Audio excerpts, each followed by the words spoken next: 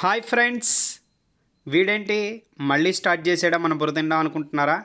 No no, మీకోసమే ఒక important topic తీసుకొచ్చా. అదేంటంటే రేషన్ కార్డ్ అప్లై చేయడం కోసమైనా, దాంట్లో కరెక్షన్స్ కోసమైనా, దేనికోసమైనా మనం సచివాలయం చుట్టూ తిరగక్కర్లేదు. రీసెంట్గా ఏపీ గవర్నమెంట్ సర్వీసెస్ కోసం ఒక నెంబర్ ఇచ్చింది.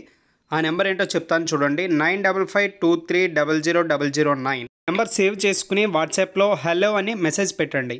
వెంటనే మీకు ఈ విధంగా సేవలు ఎంచుకోండి అని ఒక మెసేజ్ వస్తుంది. దాని మీద క్లిక్ చేయండి. క్లిక్ చేయగానే మీకు ఈ విధంగా ఒక ఆప్షన్ వస్తుంది, దయచేసి ఒక సేవ ఎంచుకోండి అని. దాని మీద క్లిక్ చేయండి. క్లిక్ చేయగానే మీకు మళ్ళీ కొన్ని ఆప్షన్స్ ఓపెన్ అవుతాయి. అందులో తల్లికి వందనం, విద్యాసేవ, ఇలా చాలా ఉంటాయి. వీటిలో మనకు కావాల్సింది ఏంటంటే సివిల్ సర్వీసెస్. కిందకి వెళ్ళినట్లయితే సివిల్ సర్వీసెస్ అనే ఆప్షన్ ఉంటుంది, చూపిస్తాను చూడండి. ఆ ఆప్షన్ మీద క్లిక్ చేయగానే మీకు రేషన్ కార్డుకి సంబంధించిన కొన్ని సర్వీసెస్ కనిపిస్తాయి. అందులో మనకు కావాల్సింది ఏంటంటే, ఒకవేళ ఎవరైనా కొత్త రేషన్ కార్డు అప్లై చేయాలనుకుంటే రైస్ కార్డ్ సమర్పణ, ఇలా కరెక్షన్స్ అయితే కరెక్షన్స్ అన్నీ ఉంటాయి. నేనేం చేస్తానంటే ప్రస్తుతం ఉన్న రేషన్ కార్డులో ఒక కొత్త మెంబర్ని యాడ్ చేస్తున్నా. ఆ ప్రాసెస్ చెప్తున్నాను, వినండి. మీకు కావాల్సిన ఆప్షన్ని ఎంచుకుని కింద నిర్ధారించండి అని ఉంది చూసారా, దాని మీద క్లిక్ చేయండి.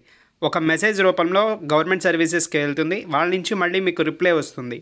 తెరవండి అనే ఆప్షన్ వస్తుంది, దాని మీద క్లిక్ చేయండి. క్లిక్ చేయగానే మళ్ళీ మీకు కొన్ని ఆప్షన్స్ వస్తాయి. అవేంటో చెప్తానో చూడండి. ఇక్కడ ఆధార్ ఆప్షన్ ఒకటి వస్తుంది. అక్కడ రేషన్ కార్డ్కి మెయిన్ మెంబర్ ఎవరైతే ఉంటారో వాళ్ళ ఆధార్ కార్డ్ నెంబర్ ఎంటర్ చేసి కింద నిర్ధారించు మీద క్లిక్ చేసి ఓటీపీ వస్తుంది ఆధార్కి లింక్డ్ అయిన మొబైల్ నెంబర్కి. ఆ ఓటీపీని ఎంటర్ చేసి కింద తనిఖీ అని క్లిక్ చేసి ఆ తర్వాత కింద కొనసాగించు అనే ఆప్షన్ మీద క్లిక్ చేయాలి.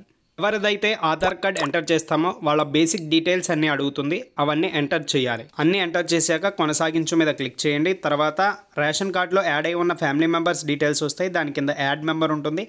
దాని మీద క్లిక్ చేయగానే మళ్ళీ కొన్ని ఆప్షన్స్ వస్తాయి. ఈ ఆప్షన్స్ ఏంటంటే కొత్తగా ఎవరినైతే యాడ్ చేద్దాం అనుకుంటామో వాళ్ళ బేసిక్ డీటెయిల్స్ అన్నీ ఎంటర్ చేయాలి.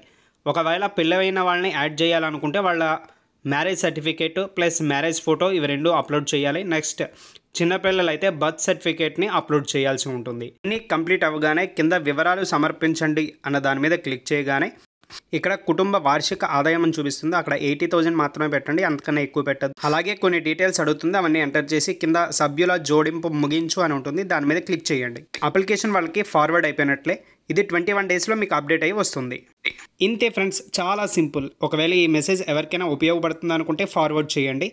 నెక్స్ట్ ఒకవేళ మీకు ఏమైనా డౌట్స్ ఉంటే కామెంట్ చేయండి. మా ఛానల్ని సబ్స్క్రైబ్ చేయండి. Thank you for watching.